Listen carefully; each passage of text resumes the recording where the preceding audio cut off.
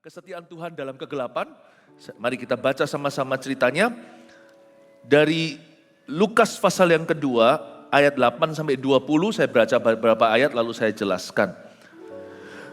Ayat 8, di daerah itu ada gembala-gembala yang tinggal di padang menjaga kawanan ternak mereka pada waktu malam.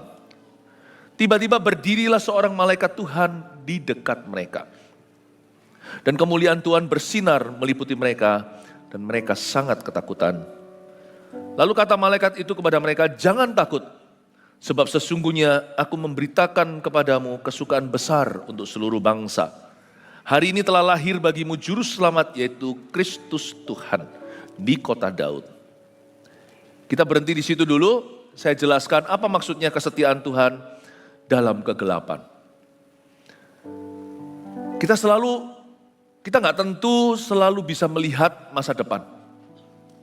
Kegelapan di sini bukanlah roh kegelapan, itu setan. Kegelapan tidak tentu bicara soal dosa. Kalau yang gitu kau harus tolak mentah-mentah. Kegelapan yang seperti itu bukan bagian hidupmu. Yang saya maksudkan dengan darkness itu adalah uncertainty, ketidakpastian. Ketika hidup tidak pasti. Di depan situ kita belum melihat sesuatu, nggak ada titik terang dalam masalah. Atau bahkan bukan bicara soal permasalahan, waktu kita merencanakan juga rasanya kok Tuhan itu silent, kok Tuhan itu diam. Itu salah satu aplikasi kegelapan yang saya maksudkan. Kita mau buat rencana, kita nggak tahu nih, investor sama semua pada menahan. Semua orang di dalam ekonomi hari-hari ini, semua itu wait and see. We don't know what's ahead. Jadi tahan, jangan beli. Jangan mengembangkan. Memang kita perlu menerapkan yang namanya was-was dan perencanaan harus matang-matang. Lakukan bagianmu di setiap bidang. Anda harus pelajari sungguh-sungguh. Jangan suruh orang lain mempelajarinya, jangan ikut-ikutan. Anda sendiri harus studi. Kita tuh gak bisa berhenti belajar loh, gak bisa. Karena hidup itu gimana pun juga gak bisa melihat ke depan. Makanya kita perlu Tuhan satu. Dan kita minta hikmat Tuhan menyertai kita waktu kita eksplorasi bidang kita masing-masing. Kita harus percaya dulu dalam hati kita, sekalipun kita tidak maha tahu, kadang-kadang kita belum ada kepastian. Tapi kita harus tolak dalam hati kita, kegelapan itu bukan rencana Allah atas hidupku. Meskipun saya tidak perlu maha tahu, Tuhan pasti memberi saya hikmat dan wahyu. Orang ikut Tuhan itu bagusnya gini. Kalau orang tidak punya Tuhan itu hanya ikut apa kata dunia. Mereka lihat polling, kira-kira arah angin kemana. Mereka sebagai orang yang tidak berdaya. Ya. Tentunya di dunia ini juga ada orang yang memainkan wayang, konspirasi teori. Atau orang-orang yang selalu mempermainkan pasar, memainkan itu. Tapi mereka pun tidak tahu sesuatu, tidak maha tahu. Mereka bisa memainkan satu bidang, tapi mereka tidak tahu akhir hidup mereka. You see, orang tidak punya Tuhan itu kasihan. Dia tidak dapat bocoran. Salah satu kelebihan anak-anak Tuhan yang dipenuhi Roh Kudus adalah, Yesus berkata, Roh itu akan memberitahu kepadamu masa depan. Bukan segala sesuatu karena kita bukan Tuhan. Tapi orang kalau ikut Tuhan itu harus klaim privilege-nya atau hak istimewanya sebagai putra-putri kerajaan sorga. God will reveal something in your life tentang masa depanmu. Tuhan akan reveal sesuatu, Tuhan akan wahyukan. Itulah bedanya orang punya Tuhan dan yang tidak. Kita tidak berjalan untung-untungan, hoki-hokian. Tapi kita berjalan di jalur ketaatan, bukan di jalur untung-untungan. Jang panjang yang panjang jadi. Anak-anak dulu, zaman dulu, yang sekarang Gen Z gak ngerti. Kita nggak perlu hompim palayum gambreng. Tutup atau buka. Tuhan tidak mau main teka-teki. Even though God will not reveal everything you want to know. Tuhan tidak akan mewahyukan segala sesuatu yang kau mau tahu. Tapi Tuhan pasti akan mewahyukan segala sesuatu yang kau perlukan. Itulah sebabnya ada ayat. Allah bergaul karib dengan orang-orang yang takut akan Dia dan memberitahukan perjanjiannya. And He make known His covenant. Dan dia memberitahukan perjanjian itu berarti sesuatu tentang masa depan. Baik itu dalam bentuk visi, seperti Yusuf diberi mimpi, Yusuf ini perjanjian baru yang mengasuh Yesus, ataupun Yusuf perjanjian lama tentang suatu hari nasibnya. Meskipun dia tidak tahu setiap langkah hidupnya, dia hanya memikirkan jalannya. Tuhan yang menuntun langkahnya, asal hatinya terus bersandar, berpaut pada Tuhan dan ingin memuliakan namanya. Dia punya langkah kaki, sekalipun membawa dia ke penjara dulu, masuk ke rumah Potifar dulu, sebelumnya malah dimasukkan ke sumur, dijual sama saudara-saudaranya, koko-kokonya sendiri.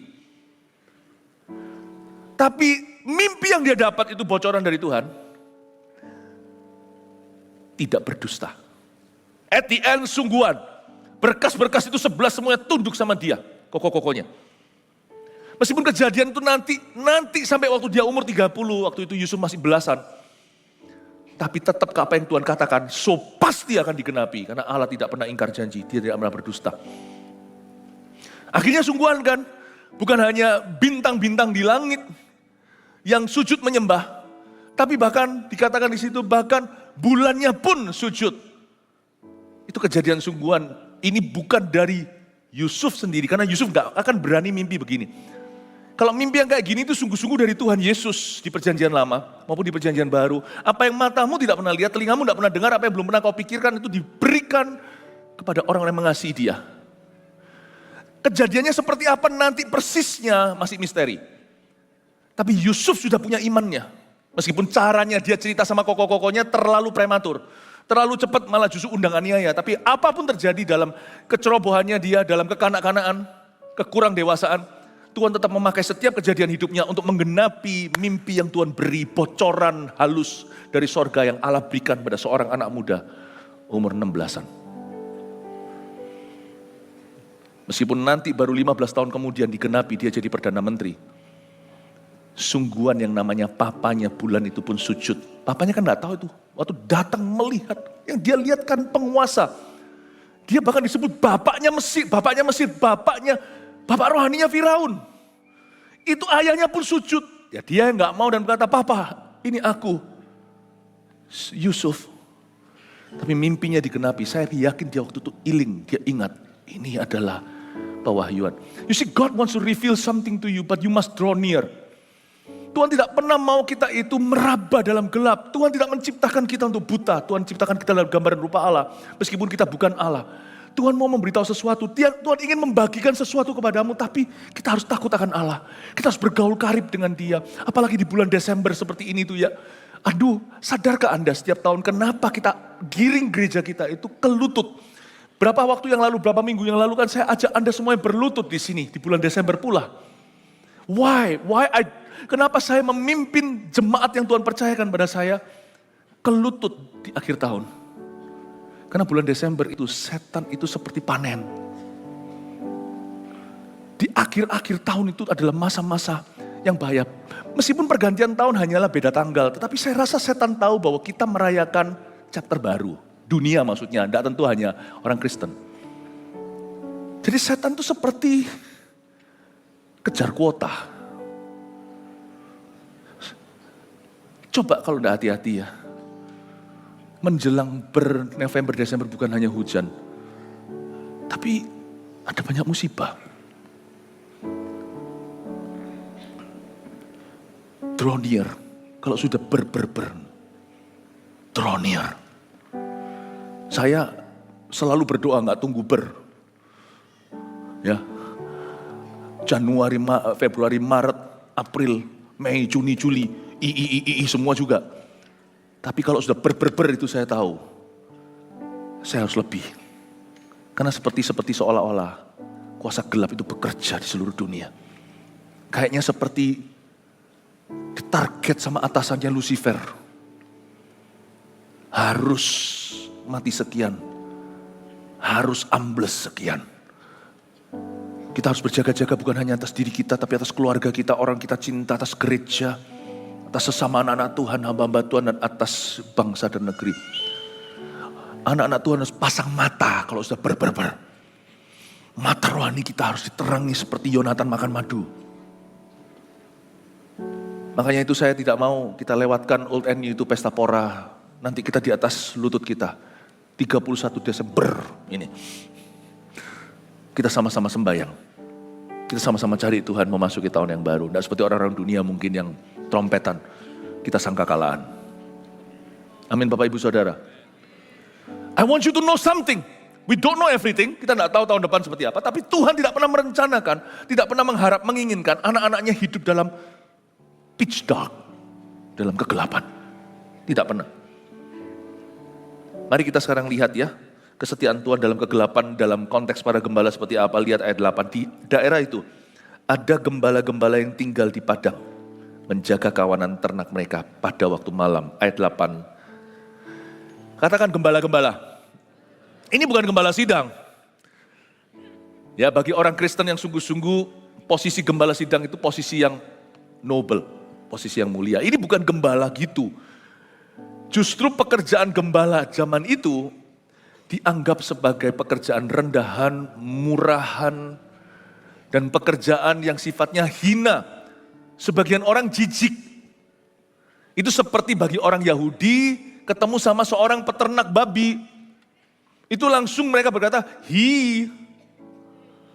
Penyamak kulit juga sama. Simon Petrus waktu itu, waktu dipanggil untuk doakan seseorang dan bangkitkan orang mati kan dia atau Cornelius waktu dilawat Tuhan, dilawat Roh Kudus. Itu kan Simon Petrus sedang menginap di rumah seorang Simon lain penyamak kulit. Itu sendiri sudah ironis karena orang Yahudi, kok Petrus itu mau di penyamak kulit? Karena binatang mati, kulitnya juga itu bisa haram. Kalau dijamah orang tidak bisa masuk bait suci. Jadi saya beritahu ya, gembala ini adalah orang-orang hina.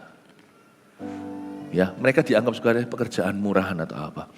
Tapi kok aneh ya, justru Tuhan pilih ya. Tentunya bukan profesi kita hina atau mulia. Nggak ada profesi hina mulia kecuali kalau profesimu adalah kejahatan. Apapun pekerjaan Anda jangan malu. Karena Tuhan melihat hatimu.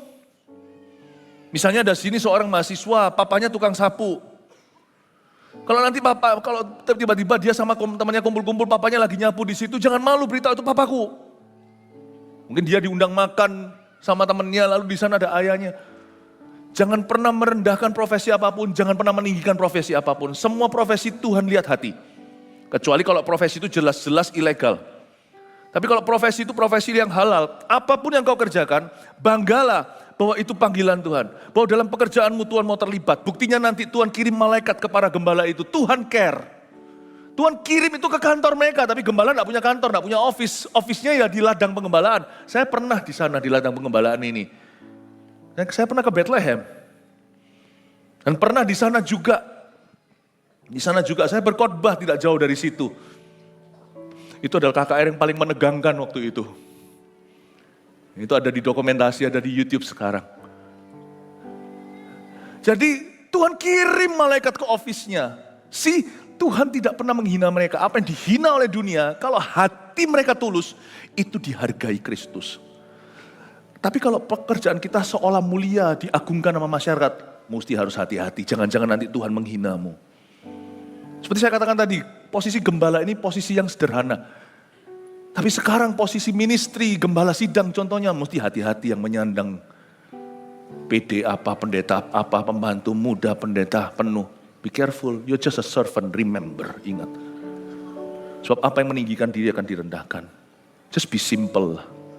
Hamba-hamba Tuhan di gereja kita, plan-plan Tuhan, baik itu dari level CGL, yang turut menggembalakan domba-domba Kristus dan jemaat, sampai ke atas terus, kita ini hanyalah hamba. Nggak boleh banyak gaya. Biasa aja jadi orang. Biasa itu tidak perlu compare sama orang. Ekspektasi orang kan berbeda-beda. Biasamu itu bisa jadi luar biasanya orang. Gak usah nuruti. Kalau nuruti, kita jadi Pinocchio-nya manusia. Biasa itu artinya, arahkan mata ke Kristus. Hiduplah sesuai dengan talentamu. Dan kapasitas imanmu hari ini. Jangan menghina orang di bawahmu. Jangan minder sama orang di atasmu. Banggalah dengan profesimu kalau kita setia pada panggilan. Karena waktu kita bisa menerima dulu panggilan kita, baru di situ Tuhan wahyukan sesuatu. Kalau orang menyangkali panggilannya, Tuhan tidak bisa wahyukan apa-apa. Jadi kesetiaan Tuhan itu akan Tuhan berikan bahkan dalam kegelapan kita. Tetapi kita perlu terlebih dahulu mensyukuri apa yang Tuhan percayakan. Kegelapan bagi orang-orang para gembala ini sebenarnya begini loh. Karena mereka adalah pekerjaan yang dipandang rendahan. Maka mereka itu seperti tidak pernah eksis di depan orang. Pernahkah Anda merasa sekalipun Anda di lautan manusia, Anda tidak pernah dianggap? Pernahkah Anda merasa seperti, kok orang tidak pernah lihat saya ya? Tidak pernah lihat saya. Berbahagialah. Justru karena itulah nanti Tuhan akan lebih setia kepadamu. Tuhan akan semakin setia. Justru yang dipandang manusia itu bahaya. Harus bersembunyi di balik salib Kristus. Kau harus berjanji untuk selalu sembunyi di balik sana. Jangan draw more attention. Karena tanpa kita menarik perhatian pun kita sudah jadi pusat perhatian orang. Tapi kalau Anda tidak diperhatikan, kita pernah merasa enggak di antara teman semuanya kita enggak populer? Kita ngomong apa enggak didengar? Doa makan aja enggak pernah dapat giliran. Karena enggak mantap kalau kita doa. Kurang gimana, kurang mantap atau gimana. Kalau Anda merasa Anda selalu diabaikan, manusia seperti tutup mata atau mengalihkan pandangan. Padahal Anda persis ada di depan sana juga misalnya kalau soal jodoh. Kenapa ya? Kok selalu orang kanan kiriku yang dapat dulu? Ya. Anda merasa seperti Anda itu tidak dilihat siapa-siapa. Pekerjaan juga sama. Sampai hari ini loh aku tidak pernah menuai pujian. Bahkan dari kolega. Jangankan dari bosku. Tidak pernah. Berbahagialah. Berarti Tuhan akan tunjukkan dirinya semakin setia kepadamu. Ketika manusia mengabaikanmu, God will draw near to you. Tapi kalau hatimu benci karena itu, hatimu kesel karena itu, lalu kita mengeluh menggerutu, Tuhan kehilangan iba, langsung Tuhan kehilangan belas kasihan. Tuhan melihat Anda jadi salah satu pendosanya. Tapi kalau kita syukuri apa adanya, Tuhan akan semakin kesengsem dengan Anda. Tuhan akan semakin tertarik, makanya itu Tuhan kirim malaikat pada para gembala. Kalau Anda lihat para gembala ini tidak mengasihani diri sendiri, ada satu dosa, bukan dosa sebenarnya, ada satu sifat yang membuat Tuhan alergi dengan orang itu. Tahu nggak apa? Roh mengasihani diri sendiri. Detik kau mengasihani diri sendiri, God will have nothing to do with you.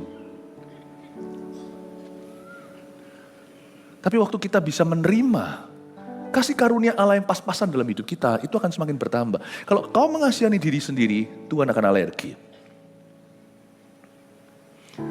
Tapi kalau kita bisa mensyukuri apa adanya, aku gak malu kok mereka punya 5.000 roti. Aku cuma punya 5 roti dan 2 ikan. Aku serahkan ke Tuhan. God can do something with your little and turn it into many. Tuhan bisa melakukan sesuatu dengan sedikit yang kau punya, menjadikannya melimpah di tanganmu. Tapi buat apa kalau kita pernah melimpah segala-galanya? Tidak kurang-kurang di dunia ini. Jangan kau kira, jangan Anda kira ya. Orang kaya raya itu puas dengan kekayaannya. Anda akan lihat justru validasi itu dibutuhkan makin tinggi. Nggak tentu you have everything itu. Anda tidak perlu pembuktian diri. Manusia itu lubang hatinya nggak bisa ditutup sama harta. Makin tinggi, makin komplikasi, makin kompleks validasinya. Kalau Anda hatinya yatim piatu secara rohani. Mending yatim piatu sungguhan. Tapi dia bisa mensyukuri, sekalipun dia nggak punya papa mama, dia punya Tuhan. Dan dia tidak menganggap dirinya paling malang di dunia. Dia bisa melihat orang lain yang lebih membutuhkan. Hatinya itu berada di posisi yang pas dengan Allah. Orang seperti itu ya, justru tidak perlu apa-apa. Tuhan adalah gembalaku. Aku tidak kekurangan sesuatu. Just because kita punya materi sejagat raya. Gak tentu loh. Bisa jadi justru orang yang paling membual, paling sombong, yang paling suka ngomong gede tentang dirinya, bisa jadi orang yang punya segala-galanya. Sehingga orang-orang kita yang gak punya segalanya bisa mikir loh, siapa gak tahu lu punya segalanya. Justru yang memancing pujian itu, orang-orang yang dielukan oleh masyarakat dan dipuji-puji mereka. Jadi jangan iri sama orang yang punya sesuatu lebih daripadamu.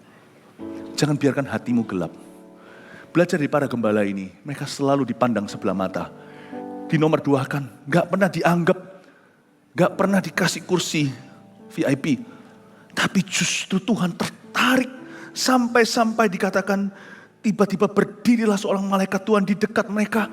Tuhan itu paling tertarik dengan orang yang hatinya sederhana namun tidak mengasihani diri sendiri. Orang yang penuh dengan syukur. Pada orang seperti itu, listen to me. Biasanya Tuhan akan wahyukan banyak nanti. Tuhan itu paling suka bersinar di hati yang kayak gitu. Berdiri seorang malaikat Tuhan di dekat mereka. Dan kemuliaan Tuhan bersinar meliputi mereka. Dan mereka sangat ketakutan.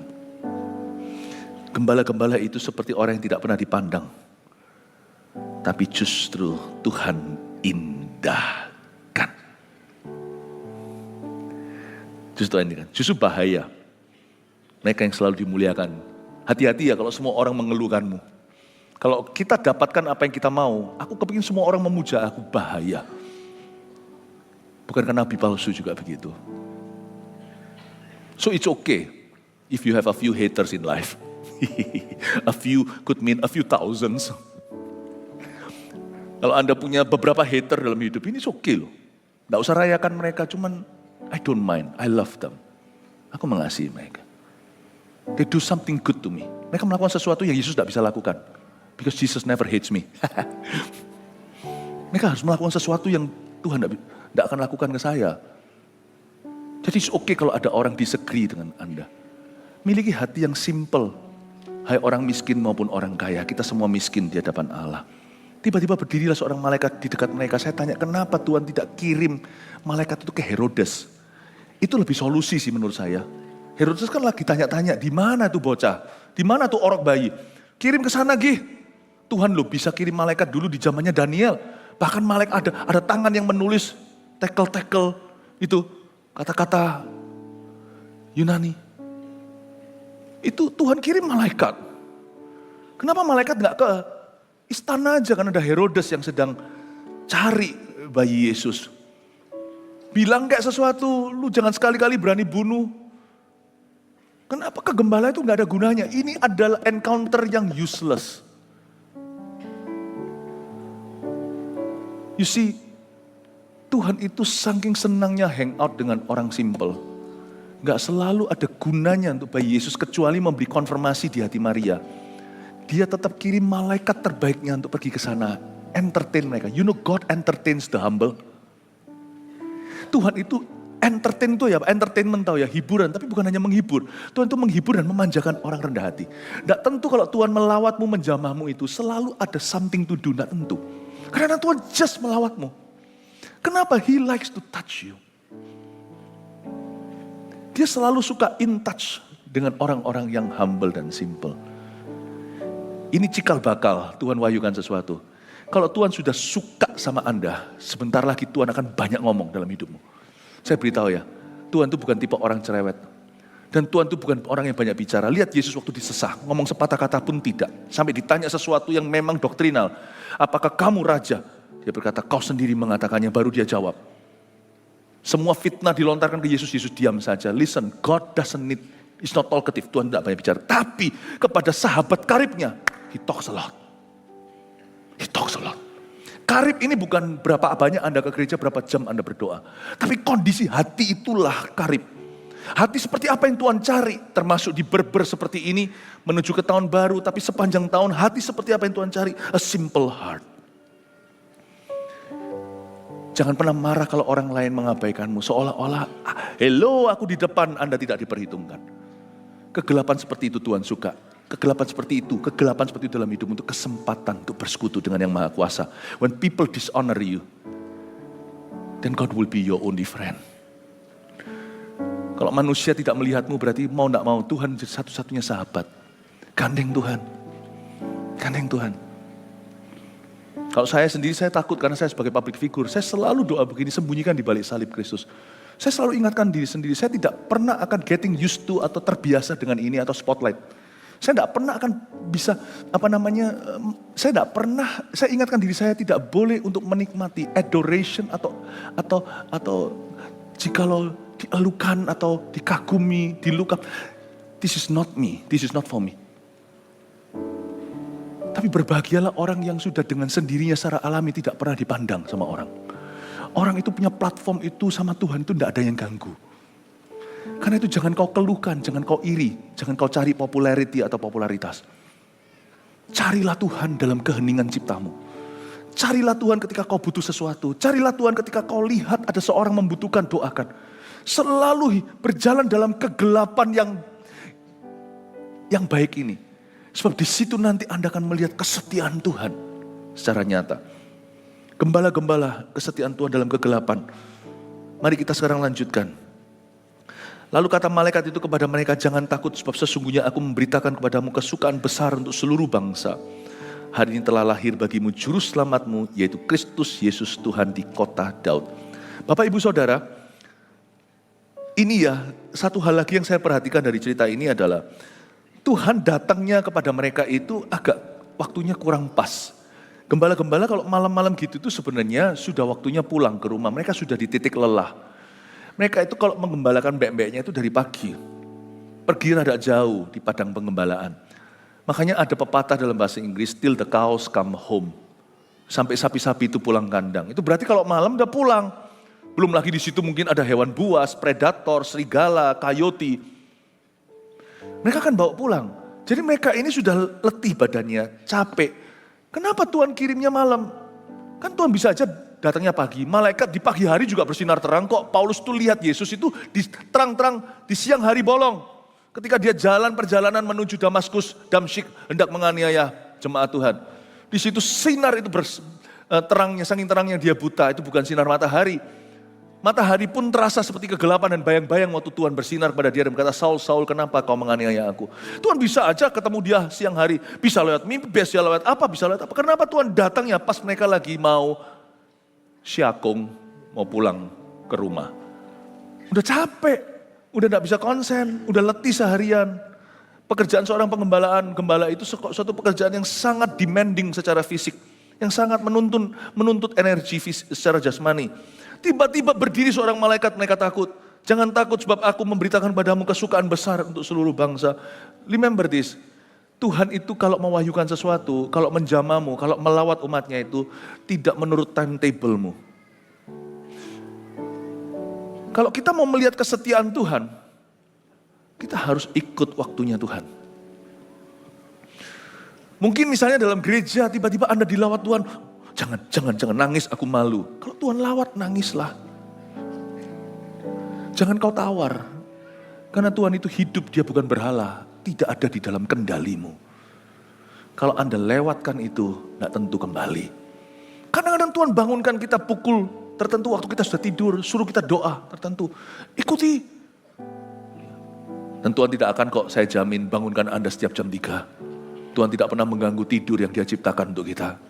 Tapi ada waktunya, ada tuntunan khusus ketika Tuhan gerakkan kita dan ikuti. Ini para gembala itu mendapatkan penglihatan malaikat ini di saat mereka sudah ringkes-ringkes mau pulang. Capek badan. You see, Tuhan tidak menunggu keadaan sempurna untuk datang ke dalam kehidupan Anda. Bahkan Yesus pun datangnya di waktu yang tidak sempurna ketika Israel di bawah jajahan Roma. Yesus datang itu setelah itu tahun-tahun kemudian disebut sebagai tahun sesudah Masehi.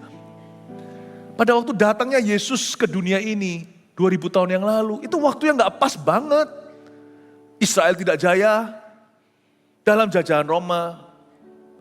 Yesus harus terhimpit di antara orang-orang Farisi dan orang-orang Romawi dalam sistem peradilan mereka yang masih kacau balau, mau peradilan rakyat atau peradilan negara. Yesus di dalam kondisi yang paling kacau di dalam sejarah Israel. Mereka tidak bersatu, tidak ada raja. Tiba-tiba Yesus datang. Dan Yesus pun diwahyukan, dinyatakan dalam usia juga yang tanggung, umur 30. Coba bayangin, saya hari ini 51. Kalau Yesus hari ini sama-sama hadir secara jasmani, dia masih sacap. Jadi Rabi, Bapa itu loh mewahyukan putra yang tunggal sebagai pemimpin alam semesta di usia 30. Makanya orang-orang Farisi seperti Nikodemus mau ketemu Yesus malu di depan umum. Masa tanya anak muda? Malam hari tanya, masa aku datang ke Sekya? Masa ke anak kecil?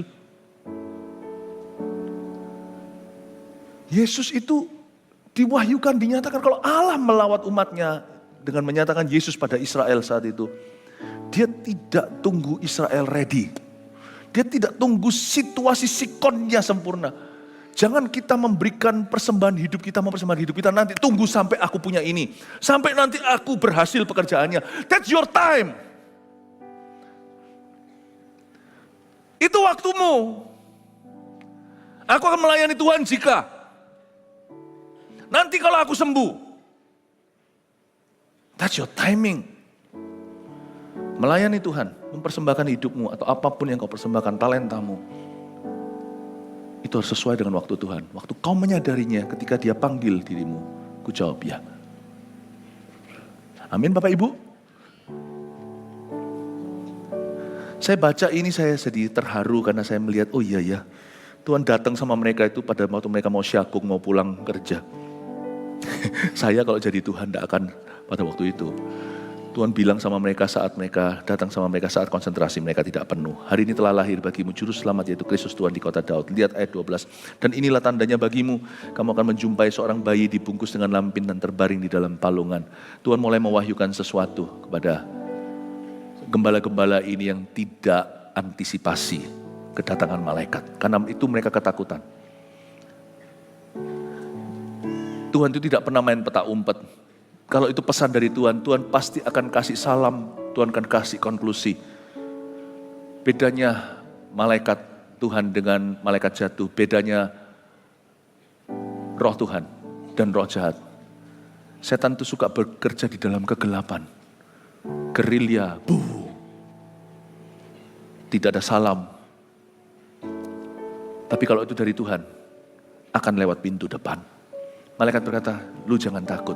Sekalipun para gembala ini gak ngerti apa yang sedang terjadi, Tuhan bilang, inilah tandanya bagimu. Tuhan kasih tanda yang sangat konkret, yang sangat objektif. Dia berkata, kamu nanti akan jumpa seorang bayi dibungkus dengan lampin, terbaring dalam palungan. Tuhan kalau kasih tanda itu gak mungkin yang general, yang umum. Tuhan kalau memberi tanda, karena Tuhan kita ini gak maha tahu. Jadi karena kita dekat sama Tuhan, Tuhan akan beritahu sesuatu. Dan kalau Tuhan beritahu sesuatu itu, tandanya itu spesifik. Lihat ya, ini adalah salah satu contoh mendengar suara Tuhan. Tuhan kalau memberitahu sesuatu itu pasti spesifik. Nanti kamu keluar ya, lihat mereka yang kupingnya dua, semua orang kupingnya dua. Tuhan pasti memberitahu kamu akan menjumpai seorang bayi dibungkus dengan lampin, terbaring dalam palungan. Itu heran, karena tidak ada bayi yang ditaruh di tempat makan hewan.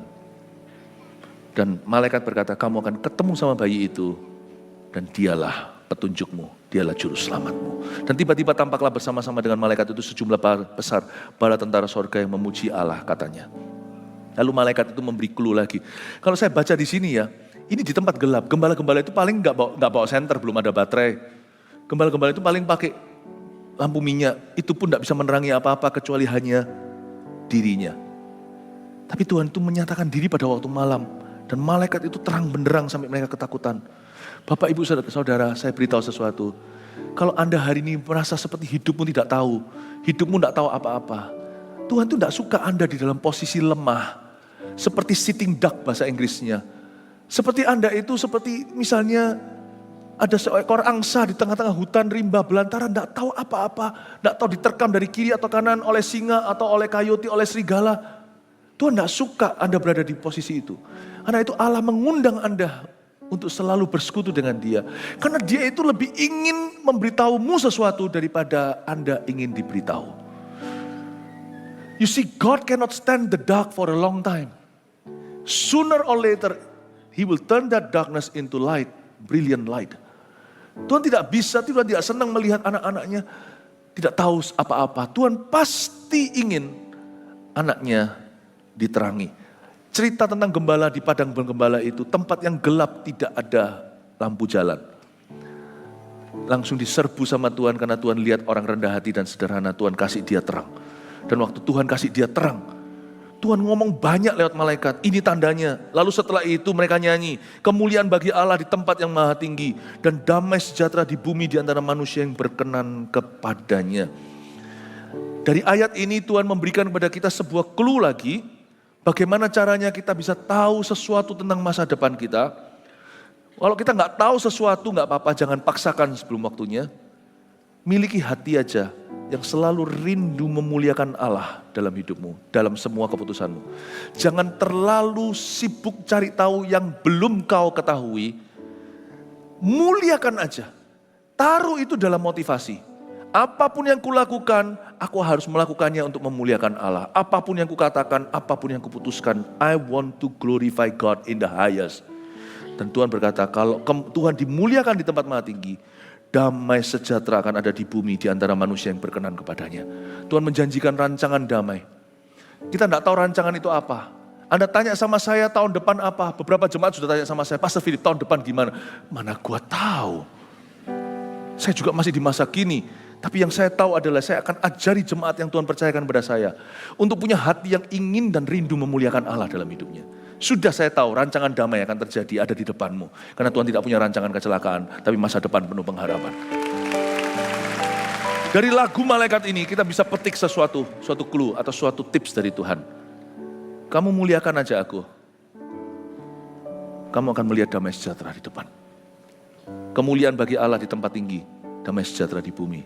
Tidak sembarang, di antara manusia yang berkenan kepadanya. Setelah malaikat-malaikat itu meninggalkan mereka dan kembali ke sorga, gembala-gembala itu berkata seorang kepada yang lain, marilah kita pergi ke Bethlehem untuk melihat apa yang terjadi di sana, seperti yang diberitahukan Tuhan kepada kita. Makanya Tuhan cinta hati mereka. Mereka bukan orang yang berteori. Ketika mereka tahu sesuatu, they act on it. Mereka sungguh-sungguh melakukannya. Tuhan senang sekali dengan hati yang mau melakukan firman. Kepada orang-orang begitu, maka sorga akan selalu mewahyukan langkah berikutnya. Kenapa Tuhan tidak mau seolah-olah malas untuk memberitahukan masa depan seseorang? Karena orang itu berteori belaka, tidak pernah melangkah. Do not ask God for more revelation. Jangan minta kepada Tuhan pewahyuan baru sebelum pewahyuan lama kau genapi. Makanya itu hati-hati jangan buat nasar, jangan buat sembarang janji. Karena itu yang buat Tuhan turn off untuk beritahu firman berikutnya. Kegelapan hati saya itu mudah disinari. Kalau Tuhan tahu saya itu niat melakukan firman. Nanti malaikat yang ketagihan sendiri untuk memberitahukan langkah berikutnya. Satu hal yang Tuhan tidak suka dalam doa kita adalah roh basa-basi. Seperti orang yang sudah berdoa lupa doanya sendiri. Seperti orang yang melihat ke cermin lalu lupa wajahnya. When you preserve, kalau kita memelihara hati yang ingin jadi pelaku firman, Anda tidak perlu cari-cari firman baru. Firman itu will come to you. Akan datang kepadamu.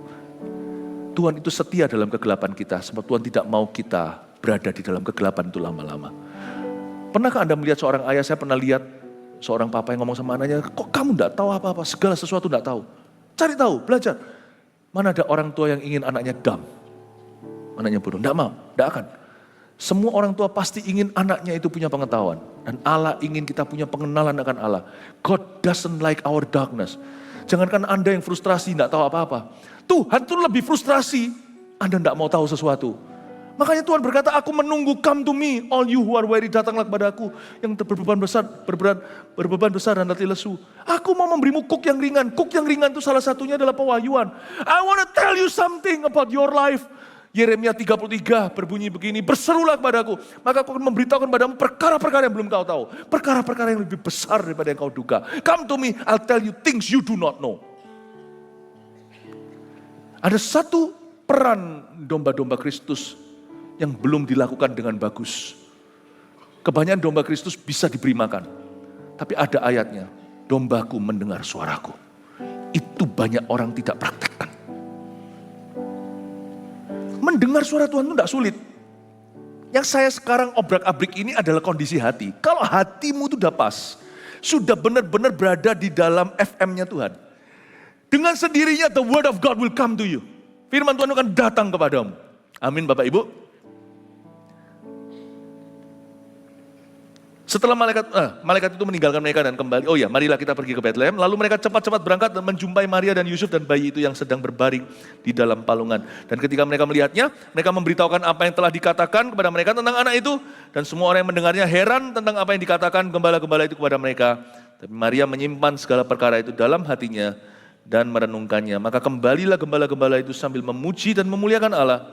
Karena segala sesuatu yang mereka dengar dan mereka lihat, semuanya sesuai dengan apa yang telah dikatakan pada mereka. Luar biasa, mereka bermula dari kegelapan di padang pengembalaan, tapi ujungnya mereka lihat, garis bawah itu kalimat, mereka lihat semuanya sesuai dengan apa yang telah dikatakan kepada mereka.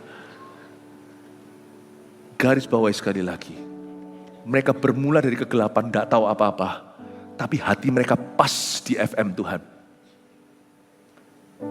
Ujung cerita ini, mereka lihat sesuai dengan yang Tuhan katakan. Amin. jadikan ini pengharapanmu. I will see what God has said about me. I will see it. Aku akan melihatnya. Ini iman. Tuhan itu tidak tahan lama-lama dalam kegelapanmu. Pasti dia sinari. Tuhan itu setia soalnya. Dia setia waktu kita masih meraba-raba dalam kegelapan. Bahkan ada lagunya, ayatnya. I once was blind but now I see. Dulu aku buta, sekarang aku melihat. Kerinduan Tuhan dalam gerejanya dalam mencelikkan mata rohani anak-anaknya. Sungguhan, dia ingin mencelikkan mata rohanimu. Bukan supaya kita lihat segala sesuatu, itu jebakan. Dulu Adam juga karena terobsesi, mau tahu segalanya, jatuh dia. Makan dari pohon terlarang. No. Tapi Tuhan mau mencelikkan mata Anda untuk melihat hal-hal yang belum kau tahu, yang memang untukmu lihat, untuk kau tahu. Tapi itu disimpan Tuhan sampai kita karib sama dia. Itu disimpan. Ada perkara tentu sama Tuhan disimpan. Sampai kita benar-benar anggap serius kekudusan Allah. Nggak bisa, aku nggak beritahu kamu sebelum kamu karib dan takut akan aku. Itu harus pergi. Then you will see how I can bless your family. Itu harus pergi. Misalnya berhala kita, berhala seseorang dari simpanannya, itu harus putus. Dan Tuhan akan menunjukkan wahyunya untuk keturunanmu. You see, bermula dari kegelapan, berujung pada mereka melihat semuanya, bukan sebagian ya. Semuanya bukan sebagian ya. God, Tuhan itu lebih rindu menggenapi semua rencananya dalam hidupmu daripada Anda rindu merasakan penggenapan itu. Tuhan berkata semuanya ayat ini, bukan sebagian. Tuhan itu lebih rindu menjawab doamu, sungguhan itu. Semuanya sesuai, tidak lebih tidak kurang, pas seperti atau sesuai dengan apa yang telah dikatakan kepada mereka. Dan saya melihat satu lagi di ayat 20, mereka pulang sambil memuji dan memuliakan Allah. Wow, ternyata mereka pulang tetap tidak dapat materi. Para gembala itu tetap seperti sedia kala, miskin tak punya apa-apa. Tapi mereka sukacita. Ya, di sini di dalam ayat-ayat cerita inilah keluar lagu Joy to the World. Joy to the world, the Lord is come. Sebenarnya dari sini. Dari sukacita, mereka sukacita. Ternyata dari sini saya tahu sukacita tidak tergantung keadaan kita. Sukacita itu adalah hadirat Allah. Saya kasih 3 poin ini untuk mengingatkan kesetiaan Tuhan dalam kegelapan hidup kita. Nomor 1, summary atau sebagai rangkuman. Percayalah Tuhan melihatmu meskipun dunia mengabaikanmu. Kita harus tahu bahwa kita ada di dalam radarnya Allah. Percayalah. Orang yang rendah hati itu Tuhan perhatikan dan akan ada malaikat yang Tuhan utus dalam hidupnya. Just be humble. Just be humble. No. I am not forgotten. God is my friend. Aku tidak dilupakan. Kalau ada yang membisikkan pada Anda, kamu itu tidak penting. Kamu dilupakan Tuhan, itu setan. Usir tengking, jangan diajak dialog. Setan itu gak usah diajak berdebat. Cara terbaik menangani setan adalah kalau Anda tahu itu bukan suaramu. Sekarang Anda sadar itu bukan suara Anda. Bilang in Jesus, dalam nama Yesus, setan mundur dari aku. Seperti Tuhan Yesus waktu menengking setan atas Petrus. Enyahlah, kamu memikirkan pikiran manusia, pergi kau, mundur dari saya. Tengking itu setan. Now you know, sekalipun dunia mengabaikanmu, Tuhan itu melihatmu. Percayalah Tuhan memandangmu. 2, Tuhan tidak menunggu keadaan sempurna untuk melawat kita. Kalau kita dilawat Tuhan, belajarlah berserah. Amin Bapak Ibu Saudara. Kalau Allah sedang lawat kita. Dilawat sama Tuhan itu artinya kalau Tuhan visitasi, kalau Tuhan membesukmu, jangan berkata, please datang lagi. Kadang-kadang ada suara muncul dalam hati kita nanti akhir tahun ini terutama. Ada ayat. Selekas itu mungkin kalau mungkin Anda lagi ada dalam meeting ya jangan keluar. Tetap harus tanggung jawab secara alami. Tapi jangan tunda setelah itu, cepat buka ayat itu. Ayat itu akan berbicara sesuatu kepada Anda. Kalau Allah menggerakkan hati Anda, jangan kau tunda. 3, sukacita hidup tidak tergantung materi atau keadaan kita, tapi hadirat Tuhan. Dari sini saya pelajari bahwa para gembala itu pulang memuji dan memuliakan Allah. Padahal mereka tidak punya apa-apa. Saya ngerti sekarang. bahwa sukacita kehidupan ini tidak tergantung how much money you have, tapi tergantung hadirat Allah. Asal Anda punya hadirat Tuhan, you can be happy now, not later. Jangan tunggu nanti, Anda bisa bahagia sekarang.